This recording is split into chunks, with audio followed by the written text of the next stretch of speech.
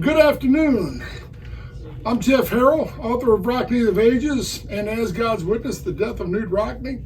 And we are live in living color this glorious Wednesday afternoon at Augie's Locker Room in beautiful downtown South Bend. And this is going to be a fun one today because I got my brother Tom Moore. And anybody who's been around South Bend for a couple minutes anyway, the last well, I guess we go back too long to admit, don't we? It's been a little bit. It's been a little bit, but no, Tom. Not only for his counseling, his working with kids at Mishawaka High School, but also a certified blues legend, a blues harmonica player, bar none. I can honestly say my personal professor of the blues, between him and our dearly departed brother Neil Raby, who was also raised just a couple blocks from Notre Dame Stadium, and the book is dedicated to Neil, to our buddy Neil. So Neil, man, what can you say? What can you say? American original. He grew up on Foster, and he used to like to say that he grew up, he could listen to the radio announcer or the yeah, PA we announcer. could hear. I lived on the opposite end of town from Neil, and down on the east side by Adams High School, and I think that was one of the the big thrills as a young youngster coming up. You could hear the band, you could hear the public address system, you could hear all that, and it was just like a magical experience going out there. I'll never forget the first Notre Dame football game that I ever attended. I was walking up Twickenham, and I was just going to go out, and I always went out, I don't know, I was 10, maybe 11, and I always used to go out there because you would always find things. You would find money, you would find booze, like bottles of booze, put them in a gym bag, come back, sell them to the high school kids. Hell, I made more money when I was 11 than I did selling booze to the high school kids than I do now, But you'd find things. I found a $100 bill once. But anyways, the best, I'm going, and the cars are backed up. They're lined up, all the way to the end of Twickenham, going from south to north towards the stadium. And this guy waves me over, and I come up to his car, and he goes, "Hey," he goes, "You want to go see the Notre Dame game today?" And they were playing USC, and it was a big game. So he gave me 4 tickets, and I think I sold 3 of them, and got to go sit in and see the game. USC had brought their band. I'll never forget that. I got to see the USC band. So just a lot.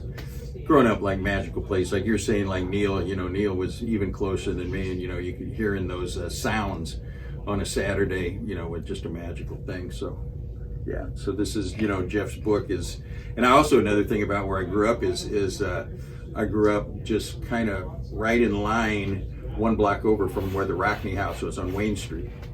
Our friends, the Hickey family, own that house and stuff. So, so this book, which you got to get, it's like 7 books in one. I mean, there's so much going on here. And yeah, Neil, he's smiling down at you because you've got the football, the strategy aspect, his philosophies, his strategy, his the psychology of handling players. You've got that all in there. You got the great pictures.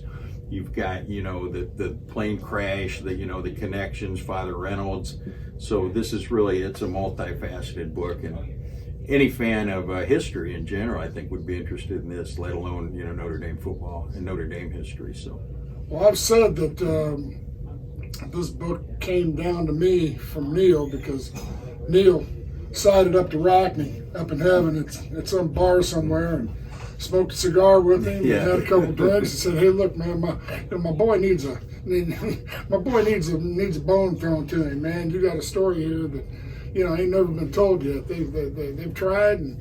But they've just come up with the same old Gipper story. Well, you need to sit down in the program, So, yeah, I just, Tom and I both, we were both devastated when we lost him in 2015, and to this day, there isn't a moment goes by that we don't think about him. And when Neil died, he left Tom and I his priceless, and I mean priceless, collection of blues vinyl records.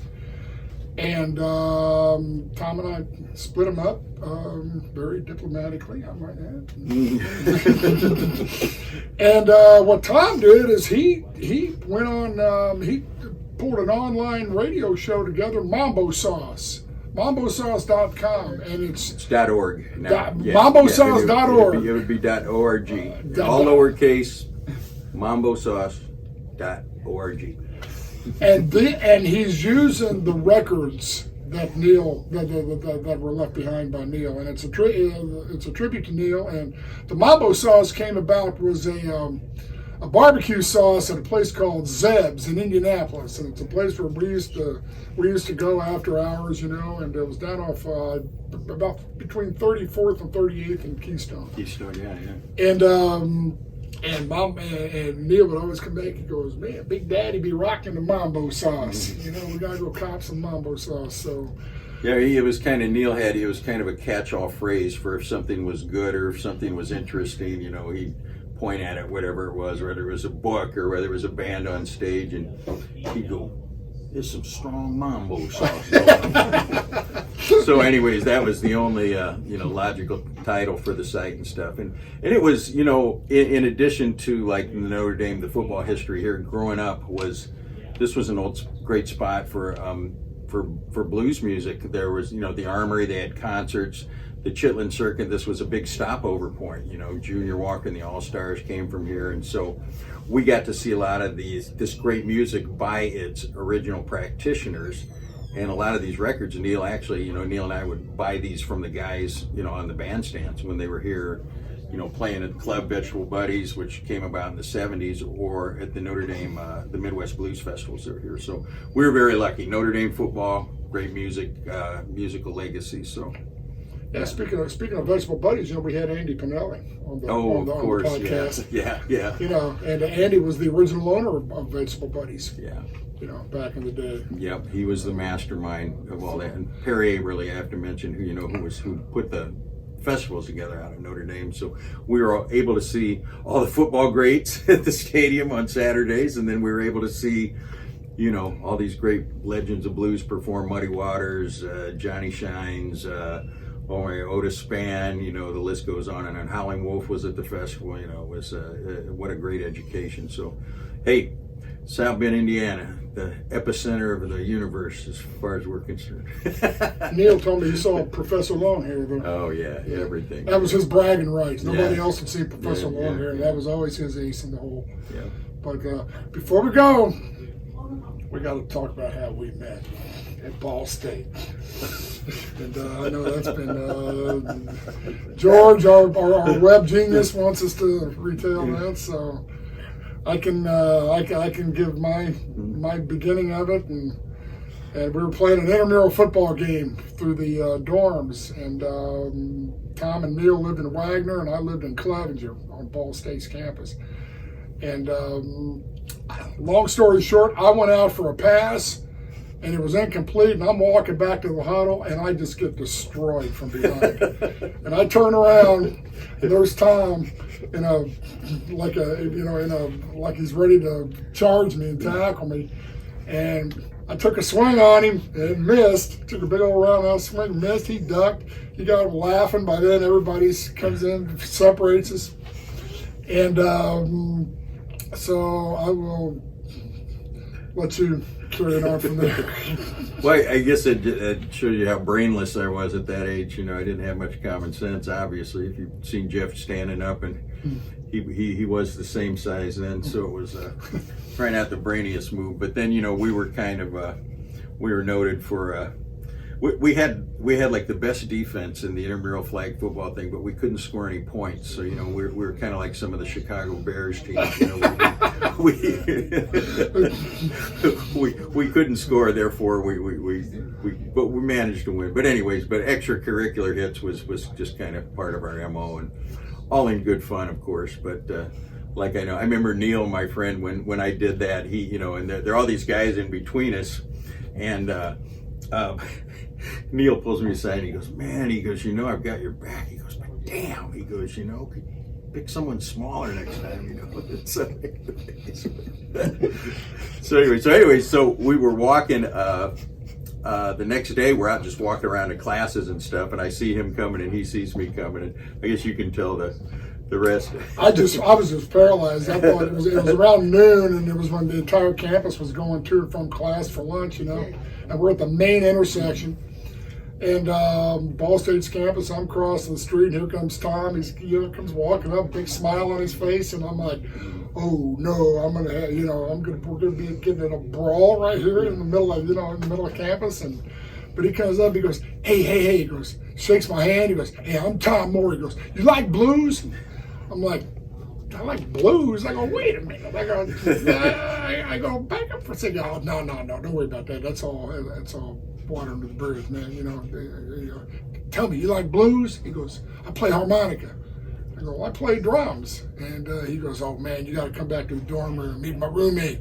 Because you got to come back and meet Neil, man. You got to meet Neil. So I followed him back and went to their dorm room, and I walked in, and there's Neil, big hug and big surprise, you know, big smile on his face. And I look over, and he must have had at the time probably 200-300 albums in these peach crates, you know, and they were all blues. And I'd never, you know, I'd grown up with B.B. King and, you know, the Allman Brothers, which was my favorite band, but never anything like this. And let's just say the rest is history. And the three of us pretty much made a pact that day that we were brothers for life, and we are, you know, life and then some. So we had a lot of fun. We did have a lot of fun. So, Thomas, my man, thank you. My brother. My pleasure. Rockne of Ages, grab it. No home should be without one. And yeah, live at Augie's. Visit Augie's locker room. If you're a Notre Dame fan anywhere in the world and you haven't visited Augie's locker room on your way in, man, you're missing out on a very important lifetime event. So appreciate y'all, and we'll be back soon. Take care. Thanks a lot. Go Irish.